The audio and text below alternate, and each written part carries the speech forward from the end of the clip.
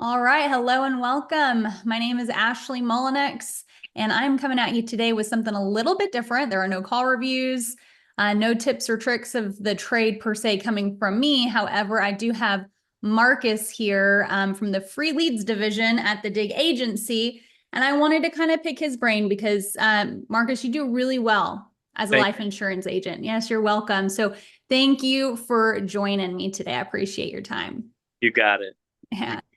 So let's start off a little bit. I just kind of want to share with agents out there because I think it's really good to gain insight, knowledge, and wisdom from other agents, right? Learn pitfalls, learn maybe you'll say something and someone it'll register with them and they'll realize, oh, I'm not in that position. Maybe I need to realign or readjust where I'm at with what I'm doing. So share with us how you came about to, come into life insurance. Let's start there.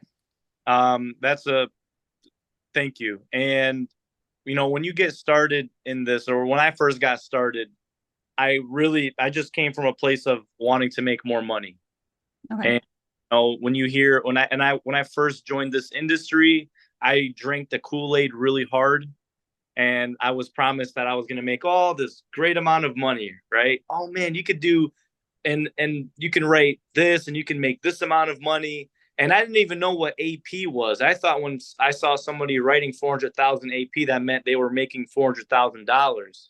I didn't even know that. And I'm like, whoa, you can make 400 grand. You don't need a college degree, and you don't need this, and you don't need that. So I was naive. I joined this industry when I was young. I was 19 years old. I left my personal training job to make the big bucks, right, selling insurance. And I joined the three-letter Kool-Aid IMO. And I was told there was no training. My training was dial more, work harder, buy more leads. And the leads Sounds that like my training. yeah, right? You're not dialing enough. You're not buying enough leads, right? Yeah. Your doors, right? And that was my training. And I swear to you, I spent a good 8-10 hours a day to talk to 3 people because these leads were getting beat up um, by hundreds or the tens of agents, like maybe 30, 40, 50 other agents. And sorry, You're let me, okay. let me put my thing on do not disturb so I'm not getting distracted. So I'm getting these. I'm like, why is no one picking? I guess this is normal, right? I don't want to be seen as the weakling. I don't want to be like, I want to be the top guy in the leaderboard. But I didn't realize, I was paying $8 to $10 a lead that were being shared by 30 or 40 other agents, or they filled out the request, God knows, maybe over a year ago. And I was paying a lot of money for them. And I didn't have much money saved up. So I just put everything up on my credit card. And when I would get a sale or two, I saw that money get deposited into my account, I'm like, damn, I'm getting rich. This is the easiest I ever made. Right. And then as the few months went on, I was getting really burnt out and I stopped. And then all of a sudden, all the chargebacks started coming. And I didn't even pay off the credit cards or I didn't even pay off the leads that I put on my credit card. So then I got really screwed. I think I racked up about 15 or 20 grand in debt from this business. And when I first joined, and it really like demoralized me. And and I got back as a personal trainer, paid off all the debts. And I'm like, am I crazy for wanting to give this business another shot? I'm like, I saw there was potential. I saw I was actually getting money deposited into my account, but maybe I didn't do it the right way. Right. So I was doing some research on YouTube. I found out about the Dig agency. I tried to be a broker again and I failed out again through Dig. And then thank God Tim reached out to me. He's like, hey, look, we're trying something new with the free leads. And I'm like, maybe this is my sign. Like this is my last chance of making and selling Final Expense. And it go and behold, this was it. I never had a problem selling. I just didn't have the funds or the mental capacity or the mindset to keep buying leads. And I wasn't in a financial position where I was ready to even do that. And the free leads helped me expand my potential and realize I'm actually good at selling. I just wasn't in a position to run the business when I first started. Yeah, that's very interesting. Let me ask you if I can pause you for a second. I have a couple of Yeah. questions. So when you came on as a broker, well, first off, that gap Yeah. from going back to being a trainer, paying off debt and coming back in, how long was that gap? I would say about a year and a half. Okay. So like a So year I and got a half. 21. February of 21 is when I got no, February of 22. So yeah, 6 months. I was selling for 6 months, and then I was selling at 6 months at the three-lettered IMO. And then after the 6 months, no, I would say it's less than 6 months. I'd say 3 to 4 months. I'm sorry. And then that's, yeah, about a year and a half gap. Year and a half gap. And then you jump back in. How long were you in as being a broker, like trying it again as a broker? 3 months. Okay. And then in three Yeah. months, were you actually selling policies on your own? Okay. So you were selling. Would you Yes. say that? I mean, were you tracking anything at that time? Like, do you know what your closing rate was or anything like that? I was, because Tim actually was very, Tim was still our upline, or still our trainer, so to speak, when I first joined, but he was just managing all the brokers. Mhm. I was hand dialing off my cell phone. I was buying leads from a lead vendor, and I was Mhm. dialing everything from my cell phone. And every time it would show up spam likely. And we didn't have these awesome dialing softwares that we have now. So I don't know for sure. I think my overall close rate for the lead orders was about 8%. So if I bought 100 leads, I was closing 8 sales. That's still impressive. Yeah. That's very impressive. I And worked very so, hard to get so that yeah, twice. that's I do now. interesting. Yeah. That is so interesting that you say that though. So Yeah. what do you think in that 3 month time spend as a broker? I mean, you're closing at a really good rate. Yeah. Do you think it was like like a mental capacity of not being able to do it? Were you not tracking your input, your outputs? Were you writing bad business, getting hit with chargebacks? Like, what was it to where you were seeing? Because you had to have seen like the same trend Yeah. that you were seeing a year and a half prior to, right? Exactly. My thing is a part of it was I'm not cash flowing it the way that I wanted to. And I guess that was the issue of being okay with not, just because you're not cash flowing up front doesn't mean you're not making money. Mhm. And that was my biggest thing. Just being okay with, like, hey, some months are going to look like this, some months are going to look like that. And, some carriers pay out 6 month advance. Some of them pay as earned on cards. Some of Mhm. them have to wait until they make their first payment, and then a week or two after, to receive the commission check. Right. So I was just like, and on top of that, I was working a part-time job too, to, so, Okay. quote unquote, pay for the leads. And I just, I was making money. I was profitable, but I was just getting burnt out because I was like always so stressed. I wasn't sleeping, and I was like, damn, I have to pay for another lead order. And I really wasn't looking at it as an investment. My mind just really wasn't. Um, I'm I just wasn't a business owner. I didn't really look at it like a business. I just wanted to make money and just see my bank account going up right away. And American dream. yeah, right. And as a broker, it's going to take a little bit more legwork and a little bit of some more patience than getting that money like this. Right. Yeah. Let me ask you, and this is, and feel free to share if you want or not, if you don't, but I'm just trying to think all the other brokers out there when they come into this, their first 3 months, I think it's very trying. I Yeah. think they go through a lot of mental hoops, especially when they're out buying leads from third-party vendors, because you weren't even using your own ads account. Like you were you were paying a premium for leads. I'm sure you were over 10, 12 bucks a lead. Yes, I was right at $12 a lead. Yeah. Yeah, right at $12 is usually what it is with those vendors. And so, did you come back in from personal training? You just paid off this debt. Did you come back in with like a little nest egg to function with, or did you just kind of come flatline and you're like, yo, we're going to give it a good old college try again? I didn't have any money saved up. No. Okay. So, good old college try again. And Yeah. then the flow is trying and difficult. And then, so what would you say was like let me ask you this. So you go 3 months coming back being a broker and Uh-huh. you're realizing, okay, some people are paid as earned, some don't pay fast enough. I have money going out and it's not coming in quick enough. I have bills to pay, but I'm working to try to pay for the leads. Yeah. What did it feel like and what did it look like for you when you jumped in on Tim's ship and did the free lead program with the Dig agency? What was that transition like? Um, I I left Final Expense at that point after the 3 months, Oh, and you did. there was a 2 month gap there. And in You that, left again. yeah, but Okay. I still had my licenses and everything. I actually ended up buying more licenses to be a broker. So I still had my licenses and everything, and I actually went to go get a different sales job. I was like, maybe selling insurance isn't for me. Let me go try a different type of sale. And I went to go try to sell cars, and I sucked at selling cars.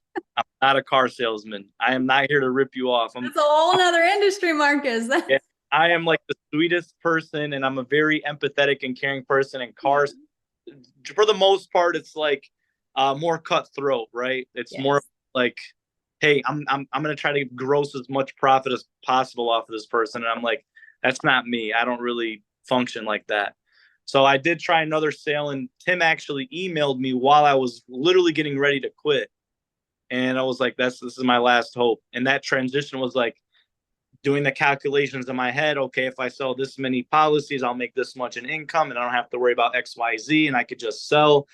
And I'm like, I can make a decent salary. I never expected it to blow up to where it is now. I was literally going to be okay with making a decent living. You know, no more than 6 figures was out of the picture.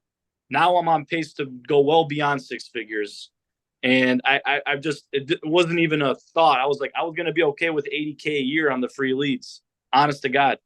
And now it's well beyond 6 figures. So, my thought process when I joined the free leads was like, this is going to be the best job that I can get because I don't have a college degree, and I promised myself like I'm going to figure something out. So I was like, I got to give this one last shot. That was pretty much all that was going through my head. That's awesome. What was it like your first month when you came into the free lead program? Like, did you start seeing that American dream? Was it like deposit, deposit, deposit, or what was that like? I was my first month, I sold 20,000 in premium, and I'm like, okay, this is good. If I can maintain this, I'll be happy. And I was like, yeah, this is actually more money than I made as a personal trainer. So it did feel good. And then the next month after that, with all of Tim's training and like, you know, the processes and improvements going about the agency, I sold 37,000. I'm like, okay, hey, if I can bump it up to 30,000 a month, then hell yeah, that's awesome. And then there started to be more promotional tiers within the agency, but yeah, that first month it was like, okay, there's some hope. Awesome. And how long have you been in the free leads? Pretty much since it started, since December of 23.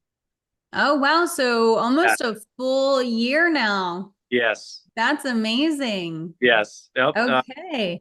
So I'm waiting for those 10, 11, and 12 months to kick in. They should be coming in soon. Yeah, they're right around the corner. Wow, that's so cool. Yeah. Okay, and then let me ask you this. Going into a free lead program, obviously, and I know it, so I know you get hit with it, just being someone that does produce, right? A lot of agents tend to reach out to me asking me a bunch of questions. I assume agents reach out and ask questions to you.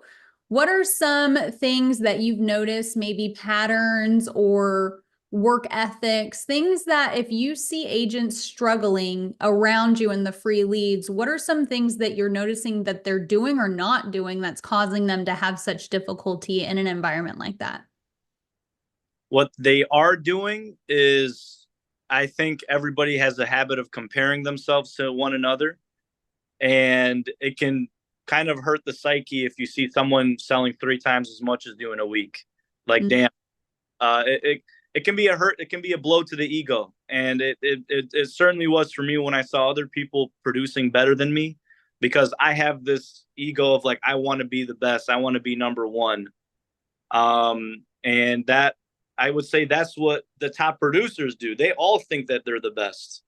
I think people who do produce have this very crazy belief that they're number one in their head and that they're number one in their mind. And if you don't have that, then you're not going to be successful, right? Ashley, I'm sure you think you're the best damn insurance broker in the world, and you have to I'm be. humble. I mean, I'm humble. I mean, there are days where, I'll pick up my first phone call, one call close, I'll make $1,200. And I'm like, I mean, I'm pretty good at what I do. Yeah, because you are, right? And you have to be. Yeah. And listen, it's not always perfect.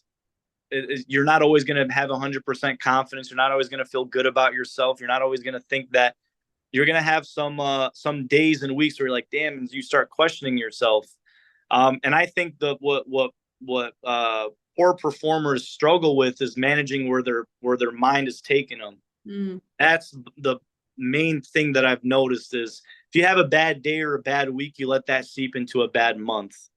I have learned to shorten that cycle to where I don't let it go and ruin my whole day. It might ruin one call or even half of a call, but I don't let it ruin my whole day as opposed to an entire call.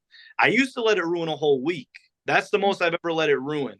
And then I've learned to shorten that cycle. Okay, I'm going to catch myself before I start headed down that negative path. That is crucial. And another thing too that I've noticed with consistent high level performers is they're just that. They don't change what they're doing. They stay consistent no matter how hard it feels. You're not trying to sell everybody. You have your target audience. David likes to call them Mildred. You're not trying to sell Chad. You're not trying to sell the guy with the sunglasses smoking a cigarette. What's the best price? No. No, Chad. Get out of here, Chad. We're not trying to sell Chad. We're trying to sell the sweet old ladies who are actually going to sit down and listen to what you have to say. And it can be very discouraging when you don't sell Chad, right? Mm-hmm. And what am I doing that's not working? No, your goal is to just sell one type of person, and getting so caught up in trying to change what you do to sell everybody, you're going to be a jack of all trades and a master at none. So you just have to really focus in on not letting, these what we like to call them demons, right? They're going to train you how to do something wrong. Mm-hmm. You have to retrain yourself to stay focused in on what you're actually on staying consistent on what works. Yeah. I've noticed that's been consistent with the top producers.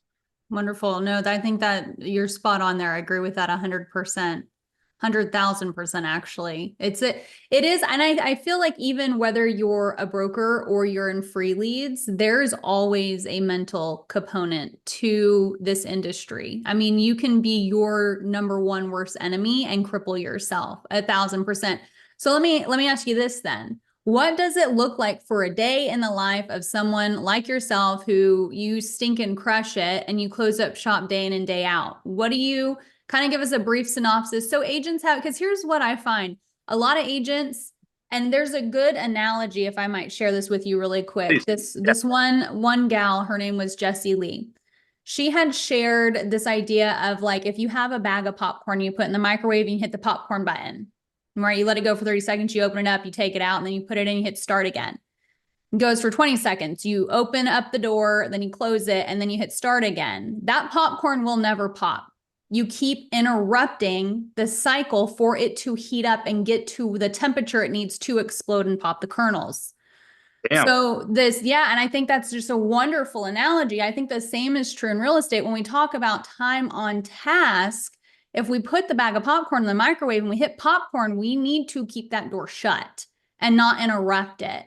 And I feel like that is detrimental to a lot of agents because it's like ADHD or ADD, whatever it's called. They don't stay focused, or they have one bad call and then it bleeds into the rest of their day and then into their tomorrow and then into their week and then their month, like you were saying. So kind of, I want agents to hear what it looks like. Y'all, Marcus produces time and time and time again. Like everyone knows, don't worry about Marcus because he'll be all right, So kind of share what that looks like so people can mirror you.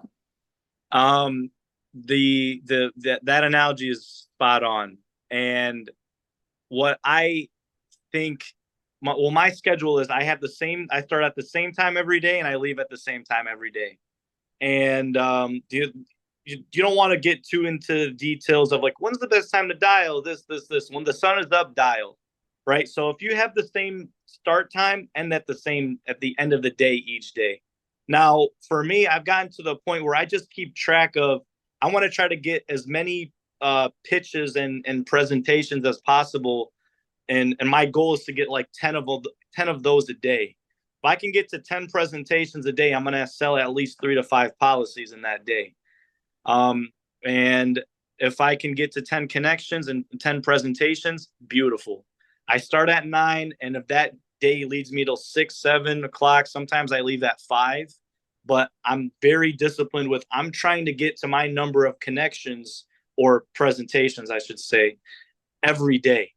And if you can get to your number of presentations every day, then if you look at it over the course of the week, you're going to hit your sales goal for the week.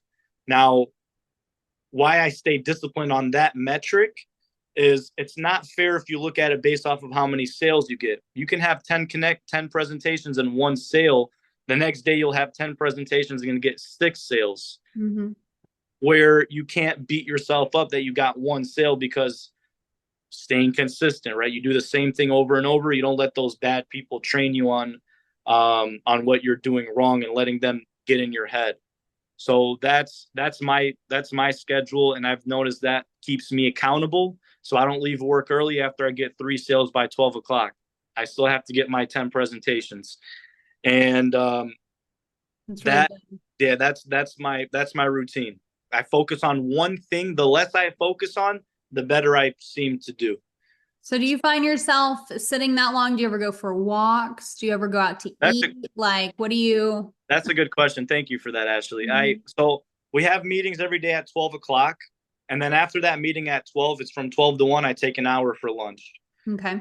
I go from 9 to 12, and then I go from 2 to usually 5, 6, or 7. That's amazing. So you're accounting for training time and lunch time, and you're still crushing it. Yeah.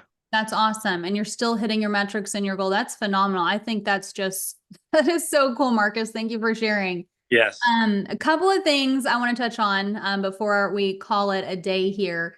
I get asked a lot of questions from agents, and I want you to share your perspective on the matter because I share my perspective on the matter. But do you feel like, or maybe you have a script for it, or maybe you approach it a different way, but how do you view banking and not being able to get banking at the end of a presentation? Like, I mean, not even the presentation, like we're at the end of an app and someone can't get banking. Do you feel like that's normal? Does that happen? Should that not happen? Is there a script you follow? Like, fill us in, give us the deets. Yes, it's very normal. It's very normal. I get them all the time. I had a few of them this week. Now, as time goes on, you should not get as many, right? And matter of fact is, objections as you get better should be very minimal, right? For the most part. And what I look at a banking objection, the way I look at it is, I did not do a good job of selling myself as why they can trust me to help their family with a policy. That's it. That's what it means. They do not trust me enough. They do not like me enough. They think that I'm going to rip them off, or they think I'm going to scam them, or they don't know. They just don't think I care enough about them. And why am I going to give you this valuable piece of information of mine when you didn't even show an effort that you care about me? You don't even know why do I need to do this, right? And you can have the best rebuttals in the world. You can tell them I'm not a scammer. You can show them your license. You can show them you're a licensed agent. But, that's like the tip of the iceberg. You look at the tip of the iceberg of like the surface level rebuttal. When you get down deep in the surface of why they're actually giving you that rebuttal or why they're giving you that objection, it's because they don't trust you, they don't like you, and you didn't do a good job of showing them why they need this policy. That's it. Bottom line, you're selling from the moment you talk to them on the phone. And you have to keep that in mind of like, I'm going to ask this person for their account and routing number. How am I going to talk to this person differently? And how am I going to show them that I care, that I actually want to help them, that I'm going to be there for them when that time comes? And just like, am I like that reassuring and comforting type of agent? Mm-hmm. My mindset behind the banking objection. Nice. Thank you for sharing that. And then what is your opinions or thoughts around letting people know that they have a 30-day free look? Do you usually say that often? Do you use it as like a Hail Mary? Like, what are you? That's that's a good point. My closing statement before we get into the app is this. Now, Mrs. Jones, my job here is simple. First things first, what we got to do for you is actually submit this application over to XYZ carrier to see if we can get you that approval. Does that make sense? Then they say yes. And then I go into, okay, so, oh wait, actually, so does that make sense, Mrs. Jones? Mm-hmm. Yes. Okay, perfect. Now, by the way, since everybody does ask me, you don't have to make a payment today or pay anything today. What we can do for is we can set that first payment out a couple of weeks from today. So it lines up with your Social Security money. So you're the one who's in control of when that starts. So in order for us to get that approval for you, Mrs. Jones, we do have to choose one of these three options.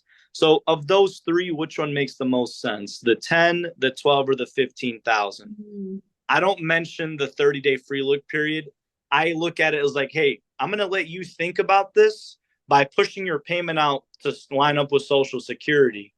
And then if they say something else, I'll be like, but you're going to get a policy packet in the mail too from the company. So you can actually have something in your hands to look at and read over. And you can talk it over with your husband with the policy packet in hand. We don't even, the company will approve you yet. So that's my way of letting them know, like, hey, you can think about that. You can. So you like inadvertently mention like, hey, your payment's 30 days out from now. They're piecing it together themselves. If they have a little pocket, they're not making a super hardcore commitment written in chiseled sand or whatever stone. Yes. I don't, if I do get a chargeback or cancellation, it's before their first payment. Mm-hmm. I'd rather that than having them make the payment and then getting an actual chargeback. Like I have to owe the company money now. Some of them pay upon issue, but for the most part, when I do get cancellations, they're from people who call in and cancel before the first payment. That's very few. If you do a good job of selling, you don't get them that much. A majority of my chargebacks come from people actually just missing their payment. And then you just call them back up and you help them figure out what's going on. So awesome. Yeah. That's really awesome. Well, thank you for sharing your insight on that. Now, before we part, do you have anything top of mind that you want other agents to know who might be listening to your story and maybe in like the brokering world or deciphering free leads, or, you have any insight for anyone? Yeah.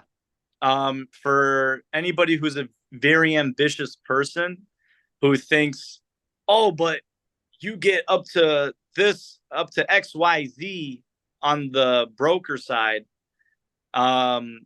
If you don't have the amount of leads that you feel comfortable handling, it doesn't matter.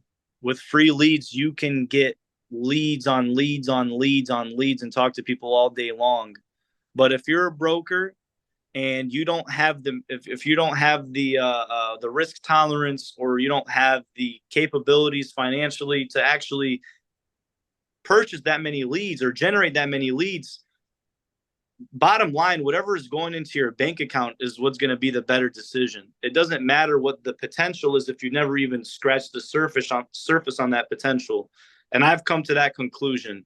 Now, is there possibilities of this, and that? I don't know. But right now I'm very confident with where I am in the free lead program, and I never thought possible that my income would be where it's at, selling insurance without having to pay for a lead. So there's hope. That's awesome. Thank you so much for your time and sharing insight, and we appreciate it very, very much. You got it. Take care, Ashley. Good luck to you too in your endeavors. Thank you. You too. Bye. Take care.